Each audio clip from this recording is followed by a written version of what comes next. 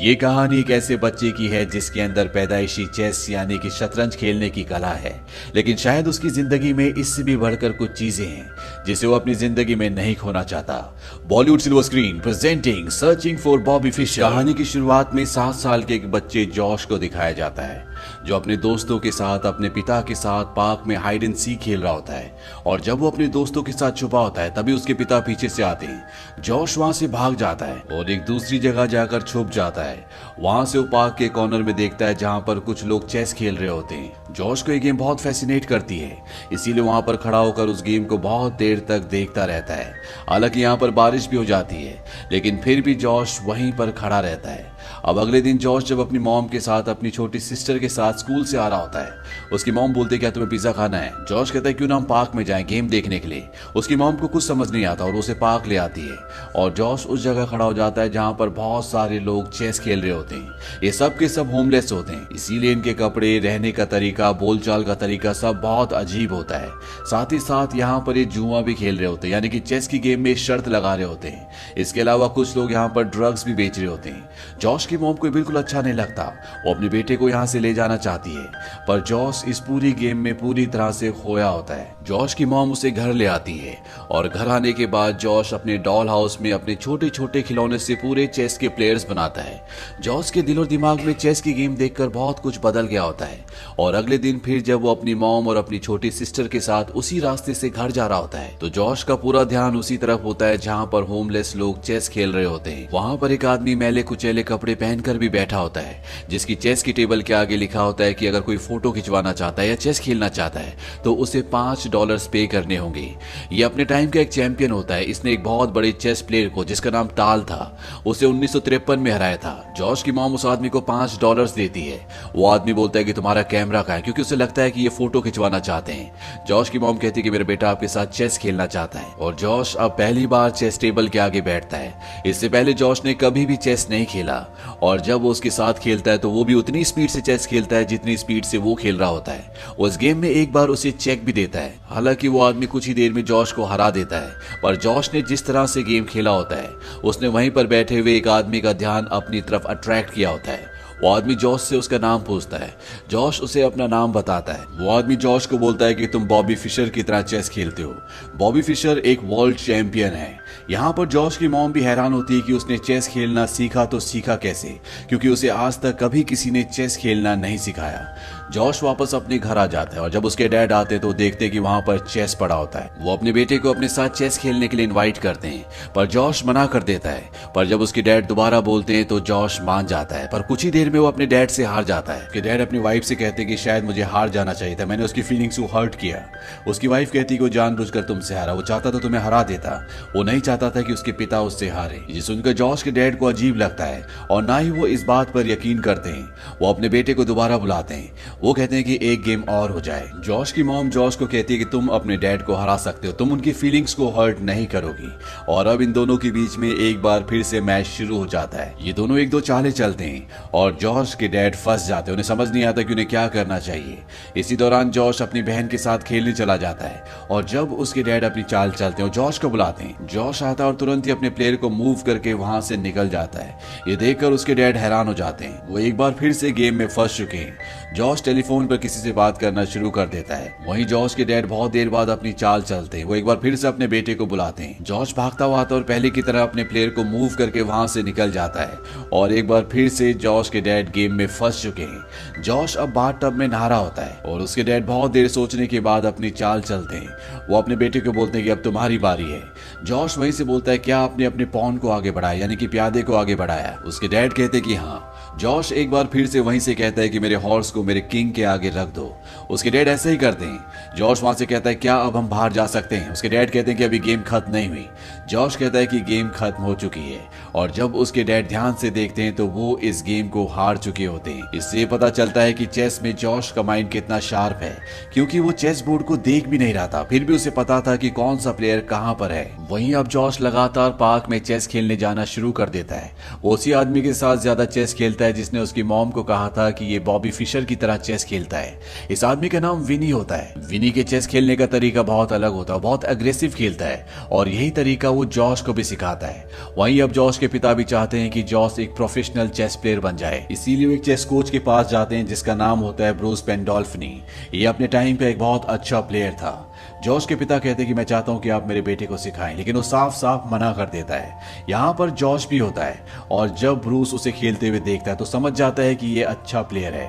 अगले दिन दोबारा जॉश वहीं पार्क में विनी के साथ चेस खेल रहा होता है, जहां पर विनी जॉश को बार बार ये समझाता है कि तुम्हें अटैकिंग खेलना है, ना कि डिफेंसिव, और जॉश भी उसी तरह से खेल रहा होता है। यहाँ पर ब्रूस पेंडोल्फनी भी आ जाता है और अब वो जॉश को कोचिंग देने के लिए तैयार है। जॉश को जब वो खेलते हुए देखता है तो समझ जाता है कि इसका जो तरीका है पार्क वाला है, इसीलिए वो जॉश के मॉम डैड से कहता है कि तुम्हें इसे पार्क में खेलने से रोकना होगा, क्योंकि उनका जो तरीका है वो दूसरा है, हमें उस तरीके से नहीं खेलना, ऐसा करने से मेरा काम मुश्किल हो सकता है। जॉश की मॉम कहती तो फिर तुम्हें इस मुश्किल काम को एक्सेप्ट करना होगा, क्योंकि जॉश को पार्क में खेलना बहुत पसंद है। और ब्रूस जॉश को सिखाना शुरू कर देता है और वो दिन आता है जब जॉश का पहला टूर्नामेंट है, लेकिन ब्रूस इसमें नहीं आ सकता, इसीलिए जॉश को कॉल करता है। वो उसे कहता है कि तुम्हें अच्छे से खेलना होगा और अपनी क्वीन को पहले बाहर मत निकालना। दरअसल जॉश पार्क में विनी के साथ इसी तरह से खेलता है और अब जॉश उस जगह पहुंच जाता है जहां पर उसी के उम्र के बहुत सारे बच्चे हैं जो सब यहां पर इस टूर्नामेंट के लिए आए हुए हैं। पर शाम होते होते सब बच्चे टूर्नामेंट से बाहर हो जाते हैं, सिर्फ यहां पर जॉश और एक और लड़का बचता है। इसके बाद जॉश के पिता को घर जाते हुए दिखाया जाता है और उनके बगल वाली सीट में जॉश सो रहा होता है, जिसके हाथ में एक ट्रॉफी भी होती है, यानी कि आज जो चेस का कंपटीशन हुआ था उसे जॉश ने जीता है। उसके पिता उस ट्रॉफी को देखते हैं जिससे उन्हें बहुत खुशी होती है। इसके बाद भी जॉश कई बड़े बड़े टूर्नामेंट्स जीतता है। हालांकि उसकी चेस की हैबिट से उसकी पढ़ाई और अदर एक्टिविटीज सफर हो रही होती है, लेकिन उसके पिता को इसकी कोई परवाह नहीं। वो चाहते हैं कि उनका बेटा एक बहुत बड़ा चेस प्लेयर बने। वो अपने बेटे को चेस के लिए हर तरह से सपोर्ट करते हैं, पर उनका सपोर्ट कहीं ना कहीं अब एक जिद भी है। वो जॉश का स्कूल भी चेंज करवा देते हैं, क्योंकि नए स्कूल में चेस क्लास भी है। हालांकि जॉश इस बात से थोड़ा सा उदास भी हो जाता है और जब वो पार्क में अपने दोस्त विनी के साथ होता है तभी वो वहां पर देखता है कि एक जगह सभी चेस प्लेयर्स इकट्ठे खड़े हैं। जॉश को लगता है कि हो ना हो यहाँ पर आज बॉबी फिशर आया है। दरअसल बॉबी फिशर एक बहुत बड़ा वर्ल्ड चैंपियन था और उसके बाद अचानक से वो गायब हो गया था। किसी को कुछ पता नहीं था कि बॉबी फिशर कहाँ है, पर जॉश और विनी जब उस जगह जाते हैं तो वो देखते हैं कि वहां पर बॉबी फिशर नहीं बल्कि जॉश की उम्र का एक बच्चा होता है, जो उसी आदमी के साथ चेस खेल रहा होता है जिसके साथ जॉश ने $5 देकर पहली बार चेस खेला था, और वो बच्चा उस आदमी को बहुत बुरी तरह से हरा देता है। अब जॉश का एक और टूर्नामेंट होता है और जब उसके सामने उसका ओपोनेंट आता है तो वो जॉश को देखकर पूरी तरह से घबरा जाता है, क्योंकि वो जानता है कि वो जॉश से नहीं जीत सकता। जॉश उसकी घबराहट को भांप लेता है। वहीं बाहर जॉश के पिता भी खड़े होते हैं और कुछ ही देर बाद जॉश बाहर आ जाता है, यानी कि वो मैच हार गया। इस बात से उसके पिता बहुत परेशान हो जाते हैं। वो अपने बेटे से पूछते हैं क्या तुमने क्वीन को बाहर निकाला था, क्योंकि जॉश इस गेम को मात्र 7 चालों में हार गया था। पर जॉश उन्हें कुछ भी नहीं बताता, वो सिर्फ इतना ही कहता है कि शायद वो मुझसे अच्छा प्लेयर था, जबकि सच ये होता है कि जॉश इस गेम को जानबूझ के हारा था। वहीं जॉश के कोच अब उसके लिए कुछ नए रूल्स बनाते हैं। वो कहते हैं कि तुम अब फास्ट गेम नहीं खेलोगे, जो कि उसकी नेचुरल गेम होती है, जिस तरह से वो विनी के साथ खेलता है। साथ ही साथ वो उसे ये भी समझाते हैं कि तुम्हें अपने ओपोनेंट को अपना दुश्मन समझना है। जॉश ये बात सुनकर बहुत हैरान होता है। वो कहता है कि नहीं, मैं ऐसा नहीं कर सकता। ब्रूस उसे कहता है कि तुम्हारा ओपोनेंट तुम्हें अपना दुश्मन समझता है और तुम्हें भी ऐसे ही करना है, पर जॉश ऐसा सोचने से करने से मना कर देता है। यहाँ जॉश के सभी रूल्स रेगुलेशंस बदल दिए जाते हैं। इससे जॉश इस गेम में अब बोर होना शुरू हो जाता है और जब वो अपनी मॉम के साथ पार्क के पास से जाता है जहां पर विनी और उसके सभी दोस्त चेस खेल रहे होते हैं तो वो उस तरफ देखता है। दरअसल वहां जाना चाहता है पर उसे वहां जाना अब अलाउड नहीं है। इसके बाद वो एक कंपटीशन के लिए भी जाता है और इस कंपटीशन में जोनाथन जीतता है। जोनाथन वही बच्चा है जिसने पार्क में उस आदमी को हराया था जिसके साथ पहली बार जॉश ने $5 में चेस खेला था। वहीं धीरे धीरे जॉश चेस में अपना इंटरेस्ट खो रहा है और एक दिन जब उसका कोच ब्रूस उसे सिखा रहा होता है तो जॉश उससे सर्टिफिकेट मांगता है। वो सर्टिफिकेट जिसके बारे में ब्रूस ने उसे कहा था कि जब वो अच्छा खेलना शुरू कर देगा तो वो उसे एक सर्टिफिकेट देगा। इस बात से ब्रूस को गुस्सा आता है और वो उसके इमोशंस की परवाह ना करते हुए उससे कहता है कि तुम्हें कितने सर्टिफिकेट्स चाहिए, ये सिर्फ कागज का एक टुकड़ा है, इसकी कोई वैल्यू नहीं है। और एक एक करके उसके आगे वो कई सर्टिफिकेट्स रख देता है।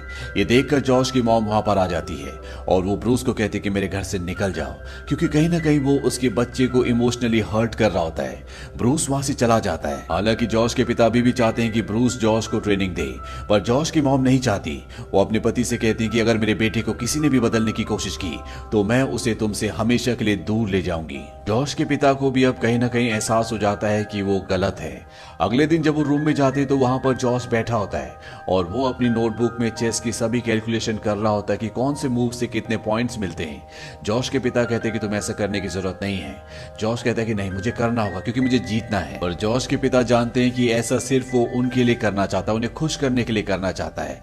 उसे अब चेस खेलना पसंद नहीं है। इसीलिए अगले दिन जॉश के पिता उसे उसी पार्क में ले जाते हैं जहां पर विनी और बाकी के लोग चेस खेलते हैं, क्योंकि वो चाहते हैं कि उनका बेटा पहले की तरह खुशी से चेस खेले। और वो कहते हैं कि तुम विनी के साथ चेस खेलो। जॉश विनी के साथ एक बार फिर से चेस खेलता है और जो जोश, उत्साह, इंटरेस्ट उसने चेस में खो दिया था वो एक बार फिर से वापस आ जाता है। वो यहाँ पर लगातार चेस खेलना शुरू करता है, जिससे उसके अंदर चेस खेलने का उसका पुराना जज्बा वापस आ जाता है। अब जॉश से मिलने के लिए ब्रूस आता है और वो पूछते हैं क्या जॉश नेशनल चेस चैंपियनशिप ले जाएगा। जॉश के डैड कहते हैं कि हाँ। ब्रूस जॉश के पिता को समझाने की कोशिश करता है कि जॉश को पार्क में चेस नहीं खेलनी चाहिए, बल्कि उसे अपने कंपटीशन की तैयारी करनी चाहिए। पर जॉश के पिता ब्रूस को बताते हैं कि अब वो पहले से भी बहुत बेहतरीन चेस खेलता है। ब्रूस कहता है कि आपको कैसे पता। जॉश के पिता कहते हैं कि मुझे नहीं पता, पर मैं एक बात जानता हूँ कि अब मेरे बेटे को चेस खेलना अच्छा लगता है, जैसे उसे पहले अच्छा लगता था। अब वो दिन आता है जब नेशनल चेस चैंपियनशिप है। यहाँ पर बहुत सारे बच्चे होते हैं और फर्स्ट राउंड में सब के सब एक दूसरे के साथ गेम खेलते हैं। धीरे धीरे इन सब बच्चों का गेम चलता है और फाइनल राउंड में पहुंचते हैं जोनाथन और जॉश। जोनाथन वही लड़का है जिसकी गेम देखने के लिए पार्क में सारे चेस प्लेयर्स खड़े हो गए थे। अब यहाँ पर फाइनल राउंड से पहले एक ब्रेक होता है और ब्रेक में जॉश से मिलने के लिए उसका कोच ब्रूस आता है। ब्रूस को भी अब अपनी गलती का एहसास है। वो जॉश को उसका सर्टिफिकेट फ्रेम करवा के देते हैं और उसे कहते हैं कि जॉश उसके टीचर की नजरों में एक सर्टिफाइड चेस प्लेयर है। जॉश हमेशा से इस सर्टिफिकेट को चाहता था। इस सर्टिफिकेट को पाकर वो बहुत खुश होता है, पर साथ ही साथ वो ये भी कहता है कि मुझे फाइनल गेम से बहुत डर लग रहा है। उसके टीचर कहते हैं कि मैं गेम ओवर होने तक यहीं पर रहूंगा। दरअसल ये पहला गेम होता है जब उसका कोच, उसका टीचर यहाँ पर आया होता है और अब जॉश जोनाथन के सामने बैठ जाता है। इन दोनों के बीच में गेम शुरू हो जाती है। बाहर से सबके सभी स्क्रीन पर देख रहे होते हैं। यहाँ पर विनी भी होता है और जॉश विनी के तरीके से यहाँ पर गेम खेलना शुरू करता है। वो शुरू में अपनी क्वीन बाहर निकाल देता है, पर जोनाथन इस मौके को नहीं खोता और वो जॉश की क्वीन को मार देता है।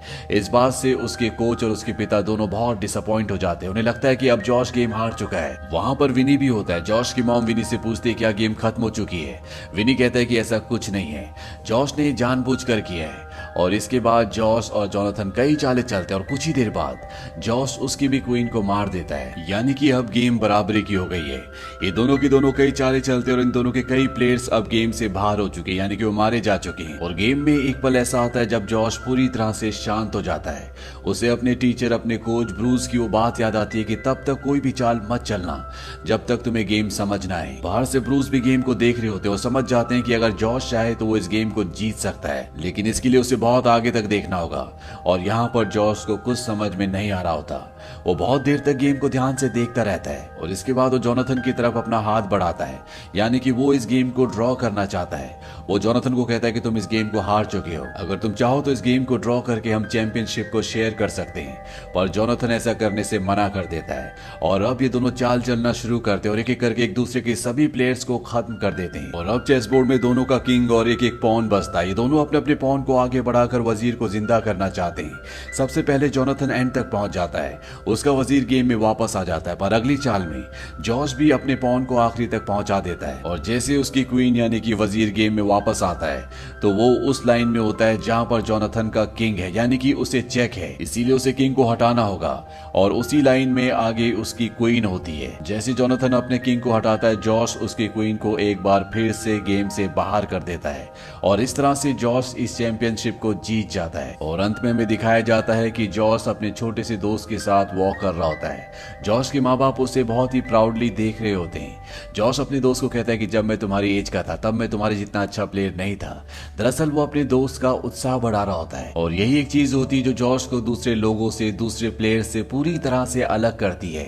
इस कहानी में हमें समझाने की कोशिश की गई है कि इस दुनिया में कोई भी जीत, कोई भी खेल तब तक खेल नहीं होता जब तक आप उसे एंजॉय नहीं करते, क्योंकि कामयाबी, जीत सिर्फ ट्रॉफीज पाने का नाम नहीं है, बल्कि कामयाबी वो होती है जिसमें आपको खुशी मिले, भले उस खेल में फिर आपको ट्रॉफीज मिले या ना मिले। साथ साथ ही साथ इंसान को कभी भी अपनी अच्छाई, अपनी इंसानियत को नहीं खोना चाहिए, क्योंकि कोई भी खेल सिर्फ एक खेल है, जिंदगी इंसानियत उससे कई बड़ी है। हालांकि इस फिल्म का नाम सर्चिंग फॉर बॉबी फिशर है। बॉबी फिशर जो कि एक बहुत बड़ा वर्ल्ड चैंपियन था, जिसने कई चैंपियनशिप जीती और उसके बाद वो अचानक से गायब हो गया। इस मूवी में बॉबी फिशर का कई बार रेफरेंस दिया गया है, इसीलिए इस फिल्म का नाम सर्चिंग फॉर बॉबी फिशर रखा गया। जबकि कहानी जॉस विट्स्किन की है। ये मूवी 1993 में रिलीज हुई थी। IMDb पर इसकी रेटिंग है 7.4। उम्मीद करते हैं कि ये सच्ची कहानी आपको पसंद आई होगी।